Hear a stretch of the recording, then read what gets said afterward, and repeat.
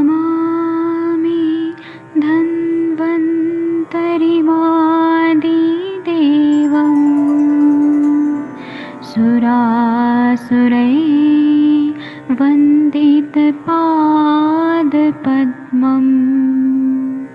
लोके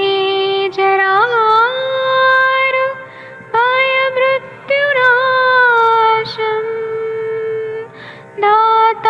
दातारमीशं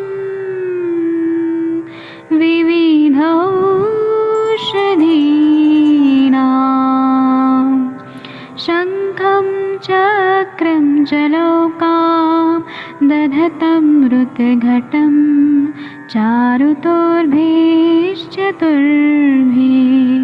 सूक्ष्मस्वच्छादिरुद्यं शुकपरिविलसन् मौलिमम्भोजनेत्रं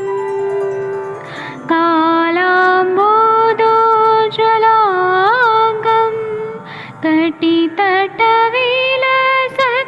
चारुपीताम्बराढ्यं वन्दे धन्वन्तरिन्तं निखिलगदमिव प्रौढदावाग्निं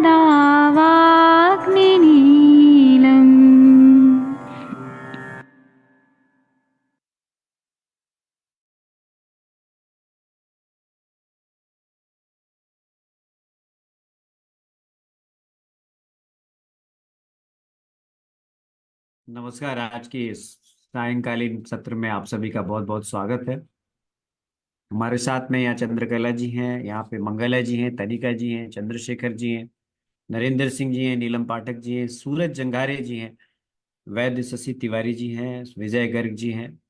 आप सभी का बहुत बहुत स्वागत है। हमारा ये पंचकर्म का रेगुलर सेशन है जो रात शाम को चलता है। आज हमने इसमें कुछ क्लिनिकल आयुर्वेद संभाषा के भी लोगों को जोड़ दिया है, क्योंकि आज क्लिनिकल आयुर्वेद संभाषा नहीं हो रही है, तो हमने यहाँ पर आप लोगों को भी यहाँ पर आमंत्रित किया है। आज में हमारा ये पंचकर्म का ये 20वां लेक्चर है, और आज हम आपको बताएंगे पंचकर्म की स्वतंत्र चिकित्सा विधियों को। मैं फिर से अपने गुरु प्रोफेसर उमाशंकर निगम सर को प्रणाम करता हूँ। वो अभी रायपुर में हैं, मेरी आज उनसे बात नहीं हो पाई। उन्हीं की वजह से हम जो हमारी जो पढ़ाने की शैली है या फिर जो भी नॉलेज है वो सब हमारे गुरु प्रोफेसर निगम सर का दिया हुआ है। तो मैं आपको आज तिल मांसपिंड स्वेद, सस्टिक साली स्वेद, आप सब जानते हैं, आप सब जानते हैं कि आपको पूरे का पूरा मैंने आज आज हम चर्चा भी करेंगे, आज डिस्कशन भी करेंगे हम। 9 बजे तक हमारा, 9:15 बजे तक ये सत्र होगा, क्योंकि 9:30 बजे से फिर मेरा एक अलग सा सत्र है। तो मुझे अब 9:15 बजे मैं समाप्त करूंगा। आपको अभी तक कोई भी सवाल आपके मन में हो, शोधन, जहां पर हमने पूर्व कर्म से लेकर प्रधान कर्म, पश्चात कर्म, इन सब पे हमने चर्चा की, हमने सबको पढ़ा, सबको जाना, सबका। मैं बता दूं कि यहाँ पर सूरज जुंगारे जी, ये हमारा पंचकर्म का पूरा ये 20वां लेक्चर का सीरीज है ये। इसलिए यहाँ पर जो लोग यहाँ पे अभी नए ज्वाइन किए हैं, शायद उनको कुछ तो मेरे से पढ़ चुके हैं पहले, लेकिन यहाँ पर हम पूरे का पूरा पंचकर्म हमने एक प्रकार से रिफ्रेश और रिब्रश किया है। तो आपके जो भी सवाल होंगे आप पूछिएगा, और चर्चा भी करेंगे हम इस पे, और अपने एक्सपीरियंसेस भी शेयर कीजिएगा, क्योंकि आज 20वां लेक्चर है और अब आज हम समाप्त करेंगे। तिल मांस पिंड श्वेत जो होता है, यहां से अब आपको ना थोड़ा कागज कलम रख लीजिएगा, क्योंकि यहाँ पे हमारे पास नोट्स नहीं है ना। तो आपको उसके इंग्रेडिएंट्स, घटक, ये सब आपने नोट करने पड़ेंगे। जनरली हम लोग ना मायोपैथी में, या फिर सर्वांगगत बात है, या फिर बच्चों में जो पोलियोमाइलाइटिस है, वहां पर हम इसका प्रयोग करते हैं। ये जो प्रयोग है, एक प्रकार से आपने स्वेदन की प्रक्रिया पढ़ी थी, उसमें दो प्रकार के स्वेद पढ़े थे गरिमा जी। एक का नाम था रुक्ष स्वेद, दूसरे का नाम था स्निग्ध पिंड स्वेद। तो ये स्निग्ध पिंड स्वेद में आता है।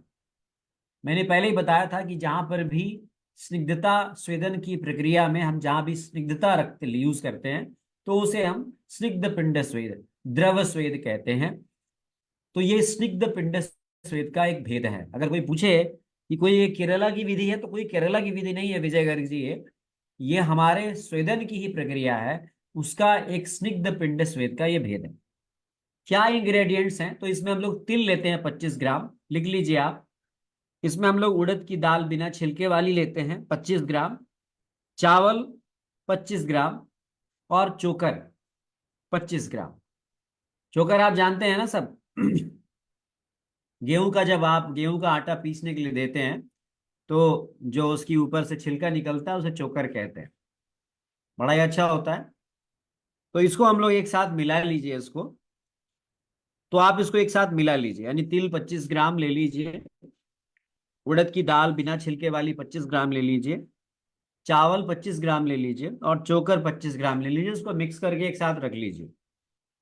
पहला तो ये हो गया स्टेप।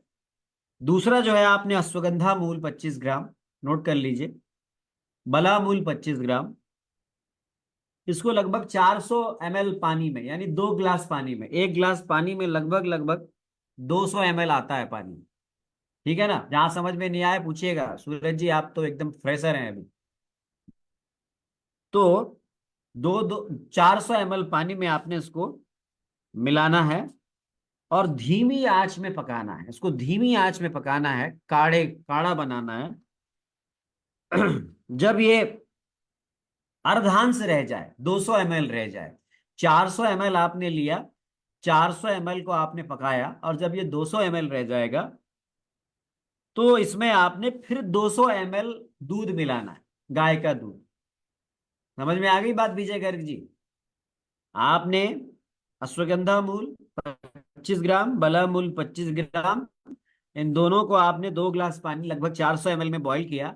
जब ये 200 ml रह गया तो फिर आपने इसमें इसको धीमी आंच में पकाना है, ध्यान ये भी रखिएगा, तेज आंच में नहीं पकाना है।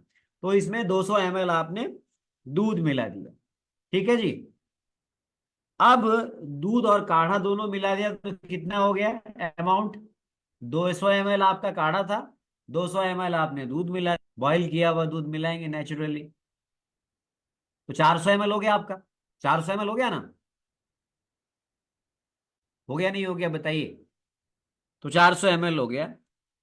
अब इसमें से 400 में से 100 को अलग कर लीजिए आप। 400 ml जो आपका द्रव्य बना, इसमें से 100 ml अलग कर लीजिए, और 300 ml जो आपका बचा, ध्यान से सुनिएगा, तो जो आपने पहले तिल, उड़द की दाल, चावल, चोकर, इन सबको एक साथ मिला के रखा था ना, अब क्या करना है?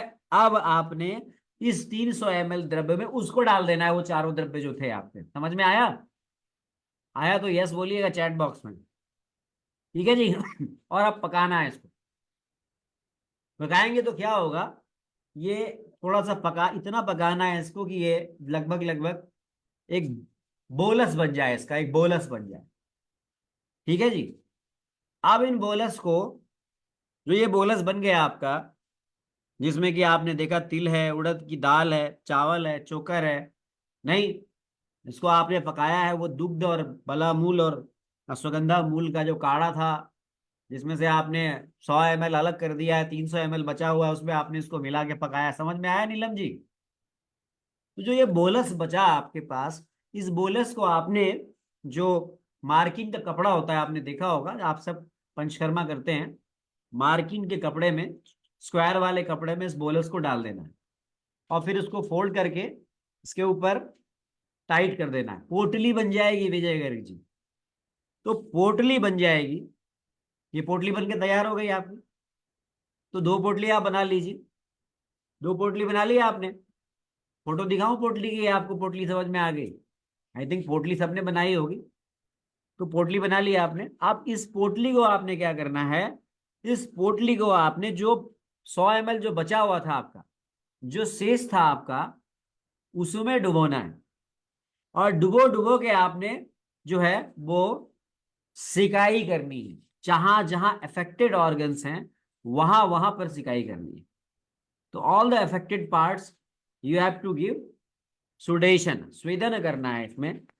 तो इसको बोलते हैं स्निग्ध पिंड स्वेद, इसी का नाम है, इसी को बोलते हैं तिलमास पिंड स्वेद, इसी का नाम है तिलमास पिंड स्वेद। अब इसको स्निग्ध पिंड स्वेद क्यों कहते हैं, आपके मन में सवाल आएगा।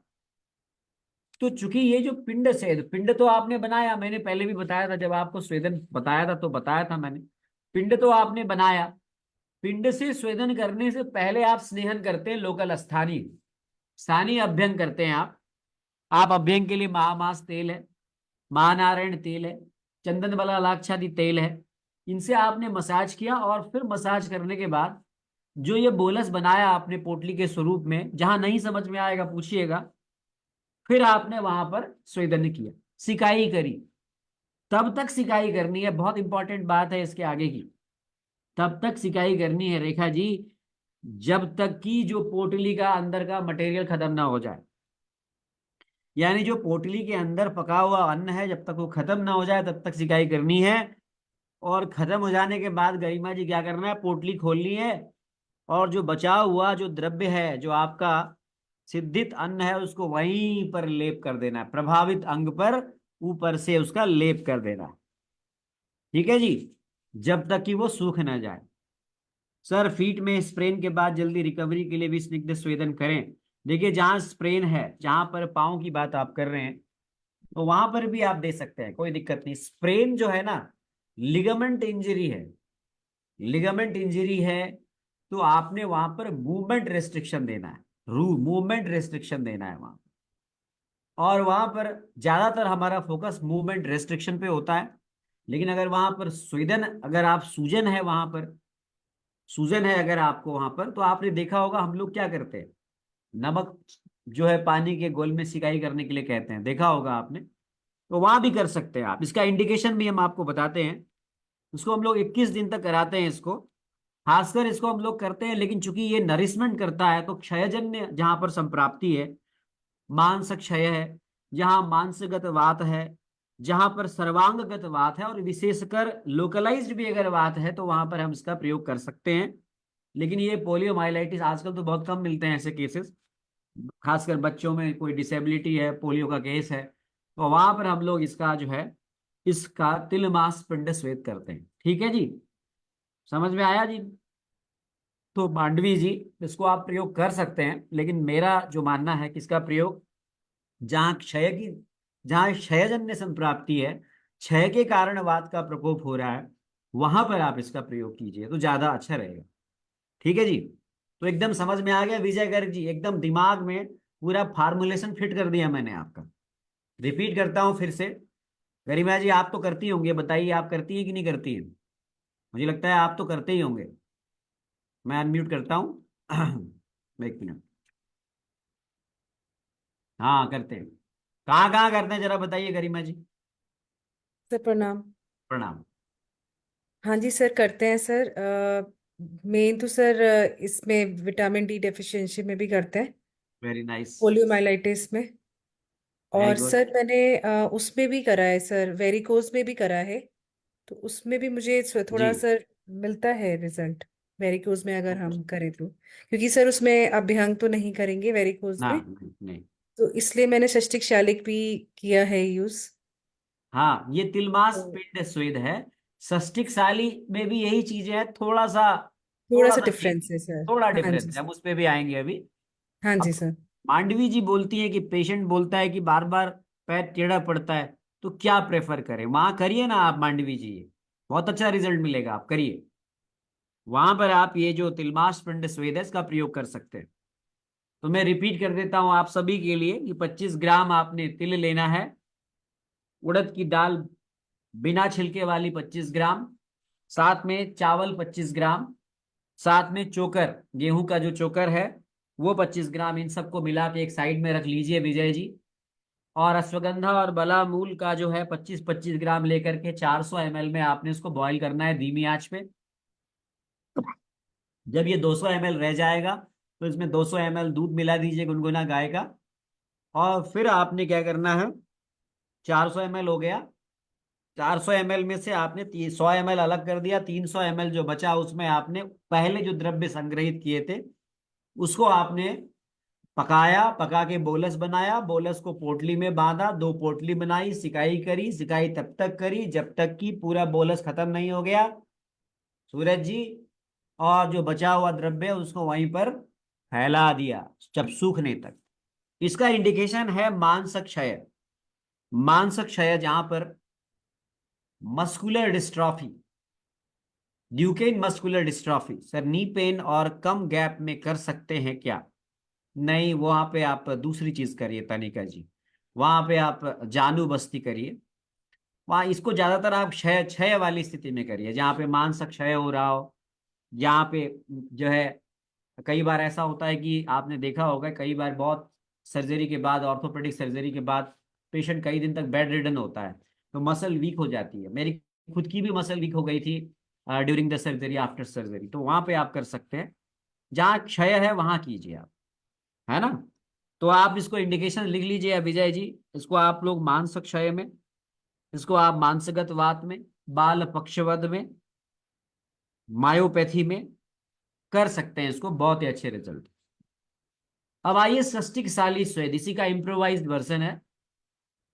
इसमें आपने साठी चावल लेना है। साठी चावल जानते होंगे सभी, विकास जी, जो 60 दिन में पकता है वो चावल साठी चावल, षष्टिक शाली कहते हैं उसे। षष्टिक शाली लाल चावल होता है, ये अपने आप पैदा होता है, अपने आप ही पकता है, इसको नेचुरल वे में लिया जाता है। तो बाकी सभी चीजें वही रहेगी, बाकी सब यही रहेगा, केवल आपने जहां चावल लिया था ना नीलम जी, जहां केवल चावल बोला था वहां पे आपने साठी चावल लेना है। तो ये षष्टिक साली पिंड स्वेद हो गया। बाकी वही प्रोसेस है, सेम प्रोसेस, वही अश्वगंधा मूल, वही बला मूल, उसी प्रकार से इनको लेकर के इकट्ठा करके वैसे ही काढ़ा बनाना है, फिर वैसे ही दूध में पकाना है, फिर 100 ml अलग करके 300 ml अलग करना है, सेम बोलस बनाना है। केवल चावल सामान्य था उसमें, इसमें 60 दिन में पका हुआ चावल षष्टिकशाली कहलाता है। तो दोनों का इंडिकेशन क्या है? तो अगर आप इंडिकेशन देखेंगे तो इंडिकेशन सेम है, सेम इंडिकेशन। इसको भी हम लोग प्रयोग कराते हैं मांस क्षय में, मांसगत वात में, बाल पक्ष वध में, इन सब में प्रयोग कराते हैं इसको। ठीक है जी, तो दोनों समझ में आ गया। तिलमास पिंड स्वेद, षष्टिकशाली पिंड स्वेद। ये पिंड स्वेद में स्निग्ध स्वेद है। स्निग्ध स्वेद क्यों है? क्योंकि हम, एक तो द्रव स्वेद है और हम अभ्यंग के उपरांत इसका प्रयोग करते हैं, तो ये स्वेदन सिकाई के साथ में स्निग्धता का कॉम्बिनेशन है, इसलिए स्निग्ध स्वेद है। चलिए जी आगे बढ़ते हैं। ये सब हमारे गुरु जी का पढ़ाया हुआ है, गुरु जी का सिखाया हुआ है, यही हम करते हैं। मास्तिष्क, एक आता है मास्तिष्क, नोट कर लीजिए मास्तिष्क। ये बहुत लोग हेयर फॉल से परेशान रहते हैं, बहुत लोग जो है ग्रेइंग ऑफ हेयर से परेशान रहते हैं, उनके लिए ये अल्टीमेट है। आज आप ये नुस्खा जान लीजिए, मस्तिष्क एकदम अनुभूत और एकदम परफेक्ट है। ये क्या करना है आपने, 300 ग्राम, ये हमारे गुरुजी का बताया हुआ है, 300 ग्राम सूखा आंवला ले लीजिए, नोट कर लीजिए आप। 300 ग्राम, हमारे इसी आयुष दर्पण के प्लेटफॉर्म पे उन्होंने 195 लेक्चर्स लिए हैं, आप पीछे जाएंगे तो आपको दिखेगा ये सब। तो 300 ग्राम ड्राई आंवला लेना है आपने, सूखा आंवला। 800 ml छाछ लेनी है आपने, तक्र। इसको भिगा दीजिए, सूखे आंवला को रात भर आपने छाछ में भिगा देना है। ठीक है जी। भिगाने के बाद सुबह आपने उसको हल्की आंच में क्या करना है, सुन्न करना है, हल्का हल्का हल्का हल्का बॉयल करना है। बॉयल इतना करना है कि जो आप च्यवनप्राश बनाते हैं ना, तो आपको याद होगा, आंवले को आप बॉयल करके ना उसका बाहर का जो जो उसका पल्प है उसको निकाल लेते हैं, रगड़ रगड़ के निकालते हैं ना। हम लोग कॉलेज में थे तो कुर्सी को पलट देते थे, कुर्सी जो होती थी ना पहले, वो बेत वाली, वो वाली कुर्सी आती थी, उसके ऊपर रगड़ते थे ऐसे ऐसे करके। तो वो टेक्निक थी, जुगाड़ करते थे जब कॉलेज में थे। पर आपको ऐसा करने की जरूरत नहीं है, आपने इसको पतले कपड़े में रगड़ रगड़ के इसकी लुगदी निकाल लीजिए, और आपने बाल पूरे उतार देने हैं रोगी के, पूरा बाल उतार देना है उसका। जैसे हमारे नरेश कुमार मित्तल साहब है, बाल बिल्कुल बाल नहीं है उनके, ऐसे ही बाल पूरे उतार देने हैं, पूरा सर का बाल सफाचट कर दीजिए। सफाचट करने के बाद यहाँ सीमंत मर्म से, देखिए ये सीमंत जो है ना प्रदेश हमारा, सीमंत प्रदेश जो है सजाइटल सूचर से, यहां से लेकर के धीरे धीरे लेपन करना है इधर, और यहां से इधर लेपन करना है पूरा, पूरा का पूरा। इस प्रकार से आप लेप करेंगे पूरा का पूरा कंप्लीट, लगभग लगभग 1 अंगुल मोटा लेप होना चाहिए विजय गर्ग जी। ये फार्मूला फिट कर लीजिए, झड़ने वाले और सफेद वाले बाल वाले आएंगे। हम लोग तो कर ही नहीं पाते, टाइम नहीं होता इतना, लेकिन आप प्रोफेशनली इसको अपने सेंटर पे कर सकते हैं।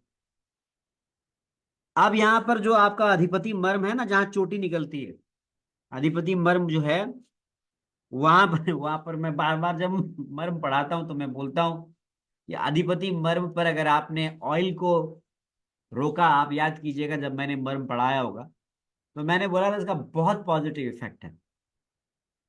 तो आप जब ये लेप करके ना, पूरा लेप करके 1 अंगुल ऊपर तक करेंगे, तो यहाँ पे कटोरा जैसा छोड़ दीजिएगा। ये बहुत टेक्निकल है, ये बहुत प्रैक्टिकल है, आपको कोई नहीं बताएगा। ये कटोरे जैसा यहाँ पे छोड़ दीजिए गैप, और इस गैप पर आपको मालूम है कि आग्नेय मर्म का स्थान है ये अधिपति। तो नेचुरली यहाँ पर हम कौन सा तेल लगाएंगे, डालेंगे चंदन वाला लाक्षादि तेल, नहीं शीतल वीर्यों से, शीतल गुणों से जो तेल है हमारा, उस तेल को यहाँ पर गड्ढे वाले हिस्से में भर देंगे। समझ में आ रहा है मित्तल साहब, चंद्रशेखर जी? अब आपने क्या करना है, 45 मिनट तक सुखासन में बिठा देना है। नीलम जी, गरिमा जी, आप करते कि नहीं करती हैं ये वाला फार्मूला करते हैं आप? बताइए कौन लोग ये प्रयोग करते हैं जो मैं बता रहा हूं इसका? अगर कोई करते हैं तो बताइए, कभी आपने किया है, कभी आपने किया है, नहीं किया है तो गरिमा जी करना पड़ेगा।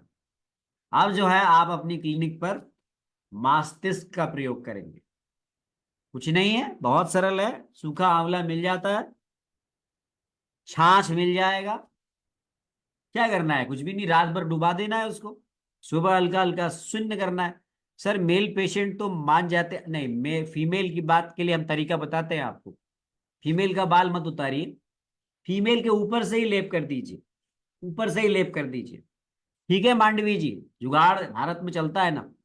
बस यहाँ पर कैसे आप तेल को रोकेंगे, ये आपकी स्मार्टनेस है, वो देख लीजिएगा। तेल नहीं रुकेगा अधिपति पे। अधिपति पे तेल तभी रुकेगा जब यहाँ पर गैप बना हुआ होगा। ठीक है जी।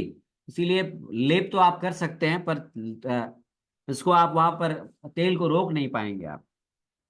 इसको कहते हैं चंदन भला लाक्षादी तेल ले लीजिए, चमेली का तेल ले सकते हैं आप। तो इससे आप पूरा का पूरा वहां पर आप तेल को रोक दीजिए। 45 मिनट तक, 45 मिनट्स तक आपने बिठाना है। पल्प निकालकर छान नहीं, पल्प निकालकर छानना नहीं है। पल्प जो निकला ना आपका, वो पल्प निकल गया, उस पल्प को जो कल का आपका मिला है उसको ही लगाना है। सिंपल सिंपल पल्प लगाना है। जो तक्र में आपने रात भर जो भिगो के रखा था ना, जो आंवला, उसको हल्का सा बॉईल किया, हल्का सा शून्य इतना ही करना है ताकि उसका जो है वो पल्प निकल जाए। रेशा बाहर कर दीजिए, उसका रेशा बाहर कर दीजिए। जो पल्प है, लुगदी है, उसको लेपन करना। लेपन करके अच्छे से लेपन करना है, लगभग 1 अंगुल मोटा लेपन करना है ऊपर तक। और फिर यहाँ गैप बना के उसमें ऑयल डालना है। समझ में आया विजय जी? बहुत सरल है, आप कर सकते हैं। कहते हैं इसको 21 दिन तक करें। केश भूमि तक पहुंचना चाहिए ना सर लेपन का, तो वहां लेप लगाते। बाकी ऑयल के लिए, एब्जॉर्प्शन के लिए सिरो पीछू कर सकते हैं आप। सिरो पीछू, मैंने इसका नाम अधिपति बस्ती दिया है, इसी को मैं अधिपति बस्ती कहता हूँ। सिरो पीछू भी कर सकते हैं आप, है ना। कुछ नहीं करना है आपने, सिंपल सा, सिंपल कुछ नहीं करना है। आराम से लेप लगाइए। जैसे आप जानू बस्ती करते हैं ना, जैसे आप जानू बस्ती करते हैं तो स्पेस छोड़ते हैं ना, वैसे ही यहाँ पर स्पेस छोड़ दीजिए। अगर आपका ऑयल रुक रहा है तो सो फार सो बेटर, नहीं तो आप कॉटन में डिप करके ऑयल सिंपली यहाँ रख सकते हैं, कोई प्रॉब्लम नहीं है। 45 मिनट तक ऑयल यहाँ पर ब्रह्मरंध्र पर रहना चाहिए, अधिपति मर्म पर रहना चाहिए। ये मैं बहुत प्रैक्टिकल आपको नॉलेज दे रहा हूँ, ये आपको करना चाहिए, इट्स वेरी इफेक्टिव। फिर आपने क्या करना है, 45 मिनट के बाद आपने ये जो जो आपने ऑयल को यहाँ पे रोका था, अब उसको वहां से साइड से ब्रेक कर दीजिए, हटा दीजिए, और ऑयल पूरा बिखर जाएगा आपके सिर में। अब उसकी हल्की हल्की आप भंग कीजिए, मालिश कीजिए। मालिश करने का तरीका मैंने बताया, मर्म स्थानों पर सर्कुलर मसाज करना है। तो सीमंत मर्म, इधर सीमंत मर्म, ये सीमंत मर्म, इधर पीछे का सीमंत मर्म, पांचों सीमंत मर्म पर आपने हल्का हल्का मसाज करना है। आयरन कढ़ाई में रबर रखना है क्या? आयरन कढ़ाई में रात भर रखना। आयरन कढ़ाई की बात कोई स्पेसिफिकली नहीं है यहाँ पर। आप सिंपल आप भगोने में रखिए ना मैडम मंगला जी, आयरन की कढ़ाई में रख दीजिए, कोई बात नहीं, लौ तत्व भी आ जाएगा उसमें। आप सिंपल कढ़ा, सिंपल भगोने में रख दीजिए। रात भर जो छोड़ रहे हैं, ये तो आप प्रभाव अगर बेहतर चाहते हैं तो आप आयरन की कढ़ाई में कर दीजिए, है ना। पर ऐसा कुछ इंडिकेशन नहीं है कि आप इसको आयरन की कढ़ाई में ही रखें। तो इसका जो 21 दिन तक करने का इसका है, और कहते हैं फिर 7 दिन का गैप दीजिए, फिर 21 दिन कीजिए। तो कहते हैं कि इससे बाल तो तुरंत झड़ना बंद हो जाता है। तो जी मैडम जी, बाल झड़ाने का, रोकने का फार्मूला मिल गया आपको। गरिमा जी, महेंद्र जी, हरिहर सर जी सोमनाथ से, गंगवार सर जी तो करते होंगे भी। जिन्होंने भी हमारे गुरु जी का लेक्चर देखा होगा कोविड टाइम पे, उन्होंने ये योग जाना होगा। 45 मिनट के बाद पल्प हटा देना है, बिल्कुल हटा देना है, और फिर सिरो अभ्यंग करना है, हल्की हल्की मालिश करना है। इससे कहते हैं जो भ्रम है वो तो ठीक होता ही है। विजय गर्ग जी, ये ऑब्वियसली सी बात है कि ये आपको मॉर्निंग में ही ज्यादा बेहतर होगा करना, क्योंकि मॉर्निंग मैंने बताया चूंकि आप अधिपति के क्षेत्र पर, सीमंत के क्षेत्र पर आप जो है अभ्यंग कर रहे हैं, ट्रीटमेंट दे रहे हैं। तो मैंने आपको मर्म जब पढ़ाया तब भी बताया था कि इनके लिए सुबह 6 से 10 बजे का समय ज्यादा उपयुक्त है। मैं तो कहूँगा 7, 7, 7:30, 6, 7 तक आप कर लें, इसको बेहतर है। कहते हैं कि इससे बाल झड़ने बंद हो जाते हैं और बड़े बढ़िया बढ़िया नए नए बाल आ जाते हैं। तो नरेश कुमार मित्तल सर जी, आप अपने पे ही प्रयोग कर लीजिए पहले। और फिर बताइएगा कि कितना अच्छा इसका रिस्पॉन्स आ रहा है। कहते हैं ये इतना ही नहीं, इसका और भी इंडिकेशन है, आप लिख लीजिए। इसका इंडिकेशन जो है वो भ्रम रोग में है।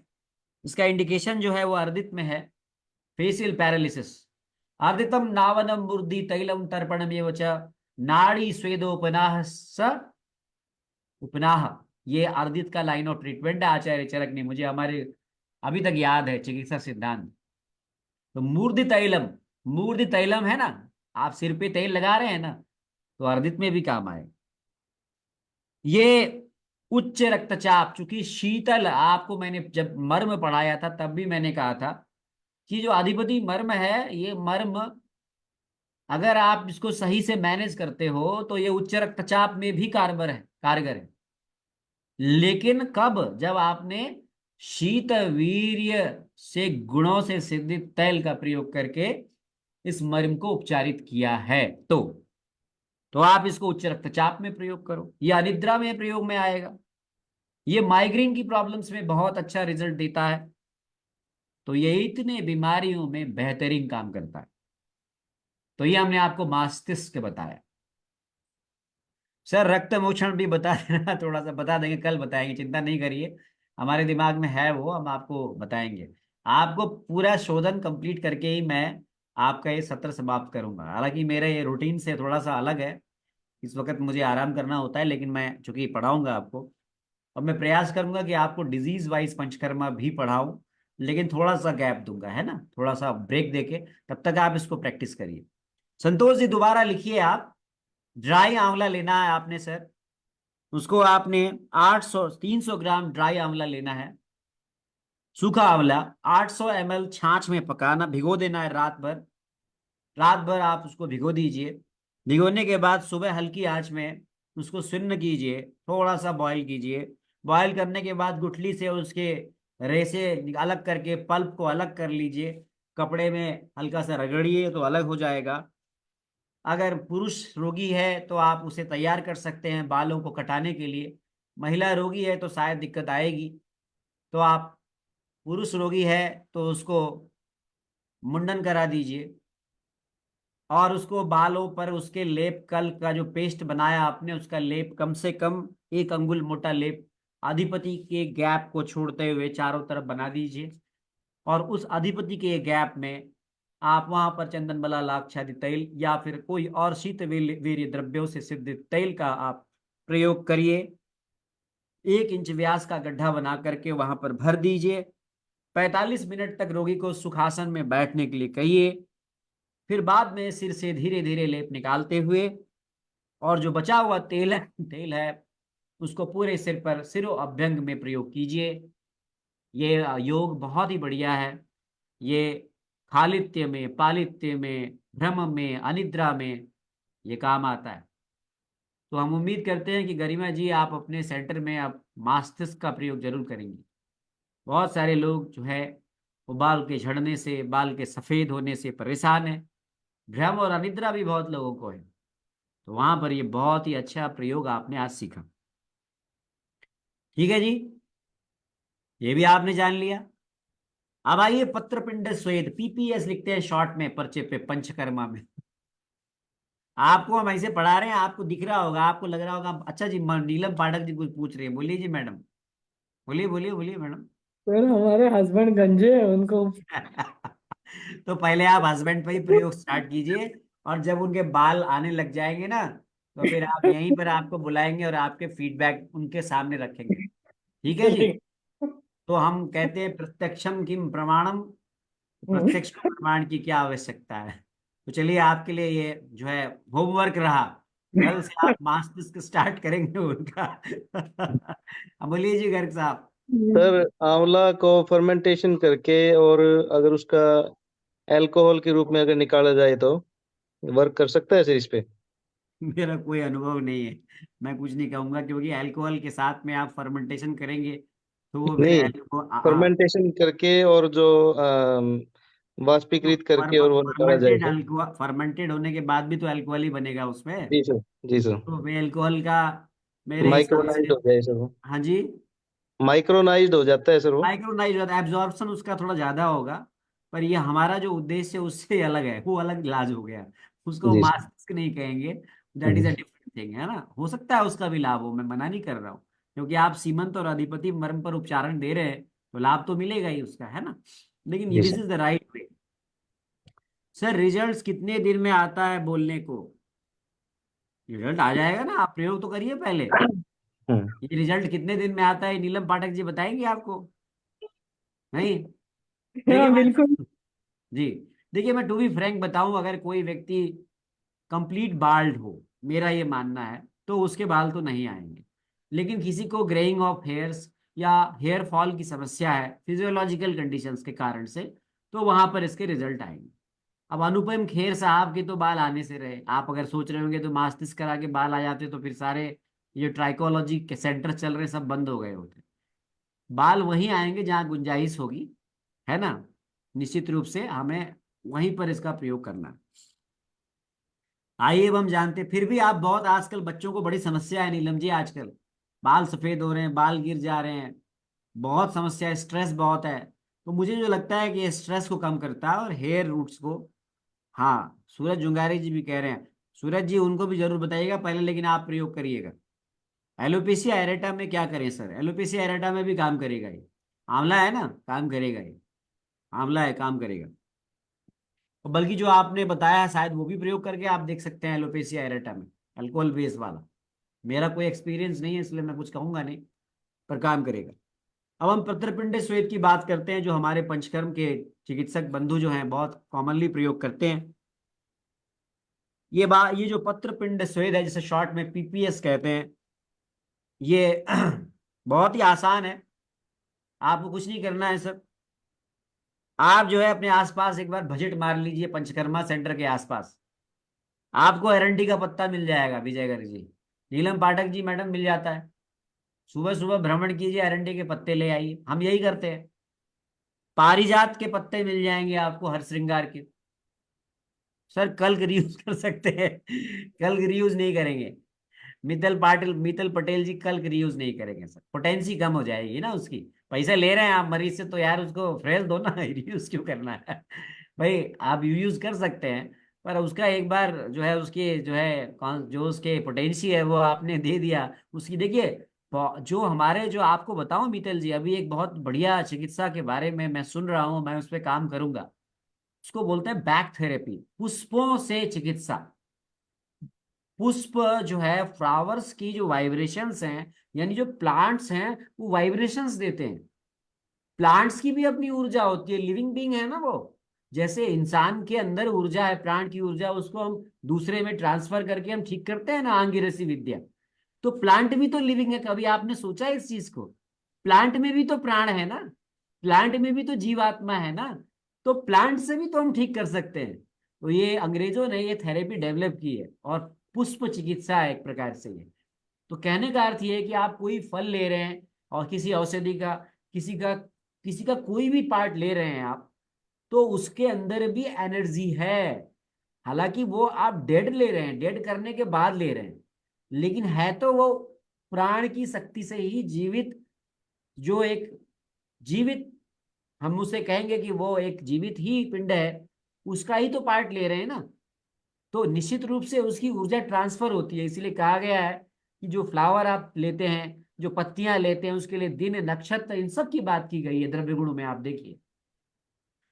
इवन कहा गया है कि किसी औषधि को आप लेते हैं तो उनके लिए पर्टिकुलर मंत्र हैं, जब आप उनके पत्तियों को लेते हैं, जब उनके फूल को लेते हैं, तो निश्चित रूप से उसका प्रभाव पड़ता है। इसीलिए मित्तल पटेल जी, मेरा जो अपना निजी मानना है, इसको रीयूज नहीं करना चाहिए, इसको आप वन टाइम यूज कीजिए और फिर दूसरे मरीज के लिए फ्रेश लाइए। तो इसमें अरंडी का पत्ता, पारिजात, शिग्रू के पत्र आप लीजिए, और ये तीन पत्ते काम आते हैं संधिवात में, कटिगत वात में, और साटिका में, सैटिका में, गुर्दसी में। गुर्दसी के रोगियों में ये तीन प्रकार के कॉम्बिनेशन आप ले सकते हैं पत्रपिंड स्वेद में। यदि आम वात या वात शोणित या वात रक्त का रोगी है तो इसी कॉम्बिनेशन को चेंज कर दीजिए, नोट कर लीजिए। निर्गुंडी पत्र, निर्गुंडी के पत्ते, वाइटक्स निर्गुंडो मिल जाता है, 5 इसके बिल्कुल एरोसिपेड लीव्स होते हैं, आपने देखा होगा। हमारे यहाँ संभालू भी बोलते हैं इसको। इसको हमारे यहाँ ना पहाड़ों में जो है, कितने बड़े बड़े हमारे जो गांव वाले होते हैं, इतने बड़े बड़े भयंकर वैद्य होते हैं, भूत भगाने में इसका प्रयोग करते हैं। इसकी पत्ती का झाड़ू बनाते हैं और ऐसे से झाड़ते हैं। तो हमें समझ में आया भूत का मतलब क्या है, वात है भाई, कांपता है ना आदमी जब भूत लग जाता है।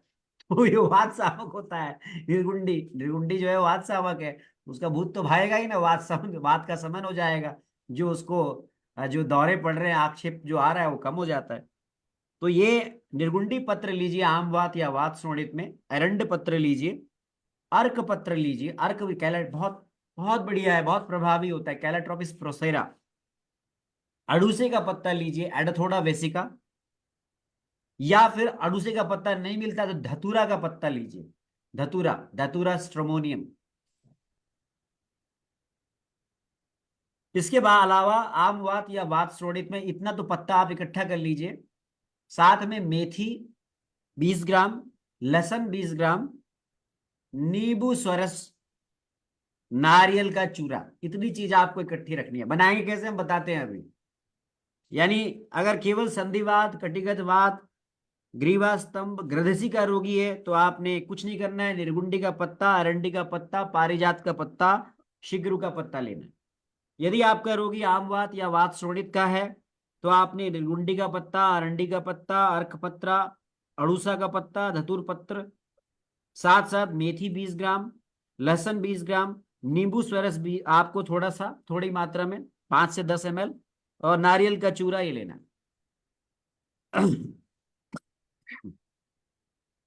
अब आपने क्या करना है सुन लीजिए। अब बनाना कैसे है उसको।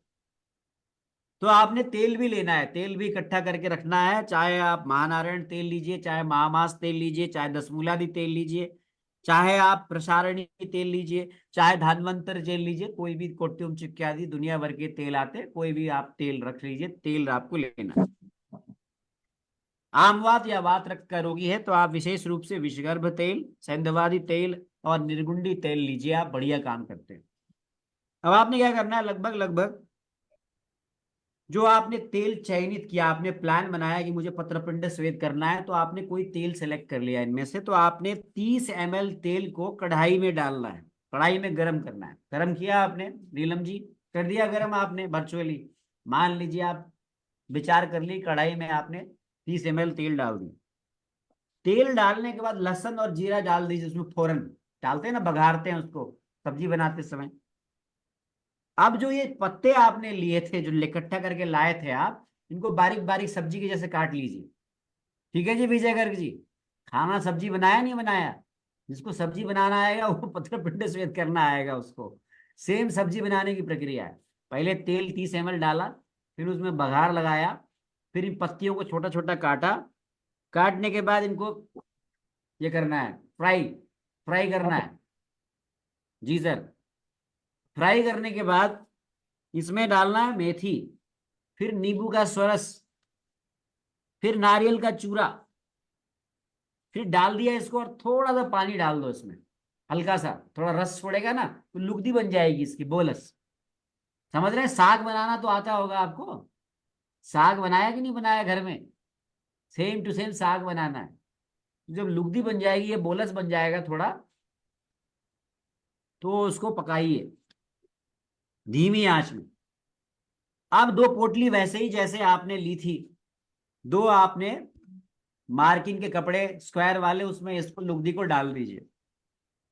लुगदी को डालने के बाद अब निश्चित रूप से जो आपका तवा है, उस तवे में 50 ml जो है तेल आप डाल के उसको हल्का हल्का गर्म करिए। और अब आपकी जो ये पोटली बन गई ना, ये पोटली पोटली जो बन गई, उसको उस गर्म तेल में ऐसे ऐसे ऐसे टच कराइए। पहले इधर टच कीजिए, देखिए विजय गर्ग, सीधा नहीं लगा दीजिएगा, पहले इधर टच कीजिए, आपके स्किन के टेम्परेचर पे आ रहा है, देन आपने उसका मसाज चालू करना है, स्वेदन चालू करना है। फिर डुबाइए, ठंडा हुआ फिर डुबाइए, फिर स्वेदन कीजिए, डुबाइए स्वेदन कीजिए। उसको मंद मंद टेम्परेचर पर हल्का हल्का ल्यूक वार्म करते हुए, अपने स्किन पर ताप का अनुभव करते हुए और एक हाथ से अभ्यंग कीजिए, दूसरे हाथ से पिंड पत्र पोटली श्वेत कीजिए, पीपीएस कीजिए, यानी अभ्यंग पोटली श्वेत, अभ्यंग पोटली श्वेत चलता रहना चाहिए। पोटली श्वेत के लिए वही तेल जो आपने रोग के हिसाब से चयन किया है, कोई भी ले सकते हैं आप। स्पेसिफिकली आप निर्गुंडी तेल ले सकते हैं, विषगर्भ तेल ले सकते हैं, महानारायण तेल ले सकते हैं, आप कोई भी तेल ले सकते हैं। तो ये आपको पत्रपिंड स्वेद है। पत्रपिंड स्वेद करने का टाइम कितना होता है? तो टाइम होता है, गरिमा जी आप बताएंगी कितना टाइम करना चाहिए पीपीएस हमको? जो प्रैक्टिकल बताएंगे तो मजा आएगा। हाँ जी, कितनी देर करते हैं पत्रपिंड स्वेद? आज प्रैक्टिकली करते तो है आप लोग। हाँ जी सर, 45 मिनट्स। 45 मिनट्स से आप थोड़ा सर कम ही 1 आवर करिएगा। भी करते हैं। हाँ 1 करते आवर। हैं, पर हमारे गुरुजी बोलते थे 20 to 30 मिनट्स करो, ठीक है ना? लेकिन ओके आप उसके थोड़ा बहुत बड़ा घटा सकते हैं, 30 सर। मिनट्स मैक्सिमम है जी। ओके जी सर, वैसे 45 ही करते हैं, पर अच्छा। सर वही वो पूरा मतलब पलटना पेशेंट को सीधा हाँ वो कर, लग जाता है 45 काफी मिनट्स। टाइम लग जाता है लेकिन सर। ये है कि उसको मतलब उसका जो आइडियल टाइमिंग है वो हाँ जी 30 मिनट्स तक रहता है। लेकिन आपके रोगी के अनुसार से, उसकी रोग के अनुसार, रोगी की उपलब्धता के अनुसार आप थोड़ा बहुत आप इसको आगे पीछे कर देते हैं। 11 दिन तक या फिर 21 दिन तक आप कर सकते हैं। फिर आपने 21 दिन कर दिया तो मैडम जी 7 दिन का गैप देके फिर कर दीजिए आप, तो लाभ मिलता है। और इसके बाद आप जो है पत्रपिंड स्वेदन करने के बाद आप नाड़ी स्वेद भी दे सकते हैं। तो ये नाड़ी स्वेद, इसके बाद नाड़ी स्वेद दे सकते हैं। नाड़ी स्वेद पर हम कल चर्चा करेंगे। फिर आपको शिरोधारा भी बताएंगे। फिर आपको मैं कुछ प्रेडिक्शियल धारा, तक्र धारा, दुग्ध धारा, शिरो बस्ती, कटी बस्ती, जानु बस्ती, उद्वर्तन, सोच रहा हूँ ये सब भी थोड़ा थोड़ा आपको बता दूं। हालांकि ये सब आप जानते होंगे, फिर भी आपको बता दूंगा। और रक्त मोक्षण विजय गर्ग जी ने बोला है, पिछू धारण भी बताएंगे। और भी अगली लेक्चर में, 2 या 3 लेक्चर में हम समाप्त करेंगे इसको। और रक्त मोक्षण एक लेक्चर में आपको समाप्त करेंगे। तो ठीक है जी, आज के लिए इतना ही। बहुत बहुत धन्यवाद आप सबका हमारे साथ लखनऊ जुड़ने के लिए। बोलिए लखनऊ जी। के, हाँ, जी लखनऊ के सर क्या वो नीलेश निगम जी सर, वो क्या? नहीं नहीं नहीं, वैद्य निगम जी उज्जैन के सर थे, अभी मुंबई में है वो। मैंने वो उन्हीं के अंडर में एमडी किया। मेरा जो एमडी का विषय है वो पंचकर्म ही है, आपको बताऊं मैं। काय चिकित्सा विद स्पेशलिटी इन पंचकर्म। और जो ये मेरा पढ़ाने का जो शैली है ना, और जो प्रेजेंटेशन का जो टेक्निक है, तो सब उन्हीं गुरु की कृपा है। अब जो शैली है वो उन्हीं की आई है। तो इसीलिए जो है हमें, और जो हम आज जो भी कर लेते हैं चिकित्सा में थोड़ा बहुत जो भी है, वो सब सर का ही देन है। क्योंकि एमडी में बहुत कुछ सीखा है हमने। मैं बताऊं आपको, विरेचन देने के लिए हम जाते थे, समझ रहे हैं नीलम जी? सुबह विरेचन कल पिला दिया तो बेग उत्पन्न होते थे 12, 12:30 बजे। तो ऐसा होता था, हम जाते नहीं थे, हम बोलते थे वहां पे जो वार्ड बॉय होता था, कहते थे काउंट कर लेना। हमारे गुरुजी का फोन जाता था वहाँ हॉस्पिटल में कि ये नवीन जी आए कि नहीं आए वहाँ। तो हमें जाना पड़ता था। ऐसे गुरु जो डंडा मार मार के सिखाए, आजकल बहुत कम है ऐसे। आजकल ऐसे गुरु नहीं हैं, तो ध्यान रखिएगा। सर एक सेशन अर्ली मॉर्निंग में 6 बजे भी क्लास रखिए। तनिका जी यहाँ ठंडा बहुत है, इसीलिए मैंने नहीं रखा, वरना मैं पंचकर्म की क्लास सुबह ही पढ़ाता था। पर आपकी बात पर निश्चित रूप से गौर करेंगे। पर ये ध्यान रखिएगा कि सुबह डेफिनेटली आप ना आए। परमानेंट रिजल्ट मिलता है क्या? देखिए, रिजल्ट परमानेंट मिलेगा ना जब आप विश्वास के साथ करेंगे। देख रहे हैं कि नहीं, मर्म चिकित्सा का भी रिजल्ट मिल रहा है, तो फिर इसका भी रिजल्ट मिलेगा। लेकिन कुछ बीमारियां ऐसी है, मैं फ्रेंकली बता दूं तनिका जी, कोई बात नहीं, आप रिकॉर्डिंग्स देखिए तनिका जी। इवनिंग में तो होती नहीं है, 8:30 को इवनिंग तो कहते नहीं है, तो रात हो गई। इवनिंग में तो होती नहीं है, 8:30 बजे होती है। तो अब तो समापन की तरफ है हम, 20 लेक्चर हो गए आपके, अभी 1-2 लेक्चर हम और पढ़ाएंगे आपको, फिर ये सेशन समाप्त करेंगे। तो आज के लिए बहुत बहुत धन्यवाद, आप सबको प्रणाम, नमस्कार, शुभ रात्रि। कोई सवाल है तो आप पूछ लीजिए, नहीं तो फिर आप अपने व्हाट्सएप ग्रुप में इसके क्वेश्चंस रेज करिएगा, मैं जवाब दूंगा। बहुत बहुत धन्यवाद, आप सबको थैंक प्रणाम, यू सर। शुभ रात्रि।